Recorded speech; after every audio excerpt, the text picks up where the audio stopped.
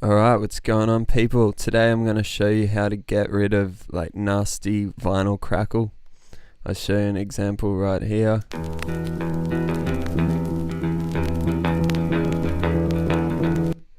I mean, it's just, there's so much crackle, there's nothing. Unless, like, you could make a beat out of it, but it's very crackly. So first of all, you're going to need Isotope RX Suite. You could do it without this, but this just helps get rid of a bit of it. I mean, there's so much, it's impossible. Well, I'll show you the end result that I got.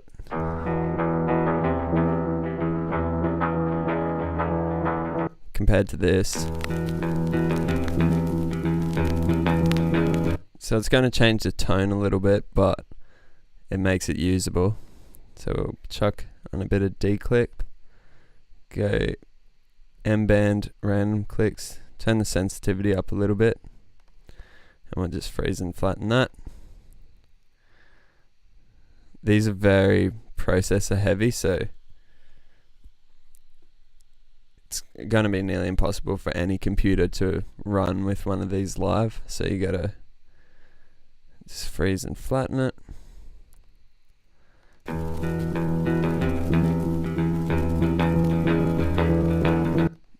Now we're getting this little phase kind of sound, but that's so good. We'll chuck on phasing kind of sound. We'll chuck on a low pass.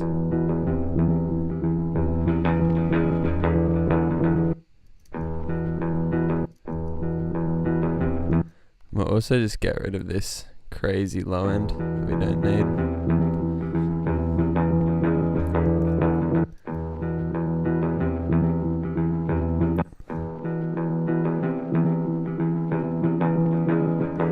Alright, and now we just need to add in some high-end information. So the way I'm going to do that is using formant shifting. You can use any formant shifter. I found this one worked the best. So go up about 5 semitones, plus 5. So without that, see, it just adds a bit more highs back into the sound.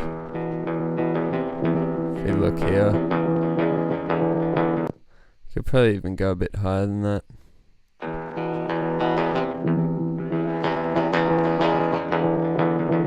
I think 5's good, so get rid of that. And the next thing,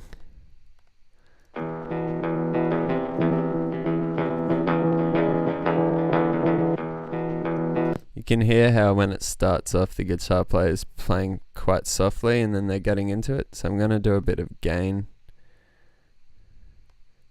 just going about from 6 dB down.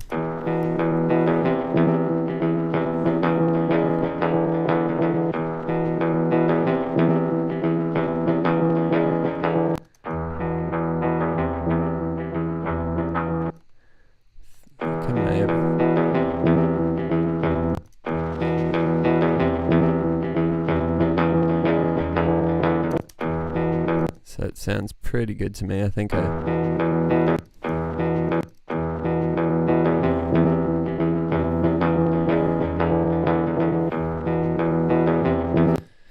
another thing you could try is get an EQ and just give it a bit of a high.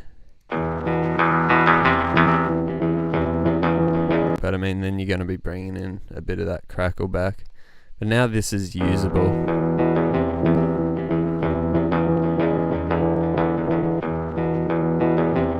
So chuck that into the beat, and we got something like this.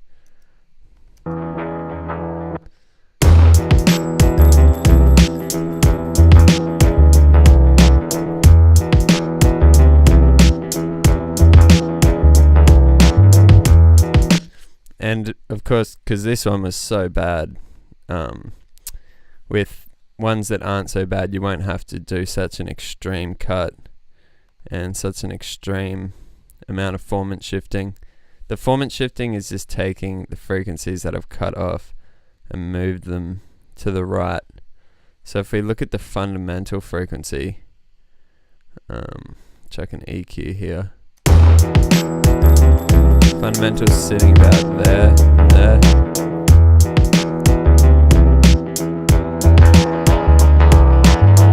See how the frequency is staying the same, but it's just moving everything else apart from the fundamentals. Because there is actually a couple fundamentals in this one. I guess 2, an octave it probably is. And it's just spreading everything else, taking it further up the spectrum, or we could go down. Actually automating the formant shift is really cool on if you want, like if you got a very stagnant note and you want a bit of movement, if you automate formant shifting, it's a cool way to get movement, especially on vocals and stuff. I could actually actually no, I can't because I've deleted it. I did have a vocal in here, but yeah, you have to take my word on that one. But yeah, cheers, thanks for watching.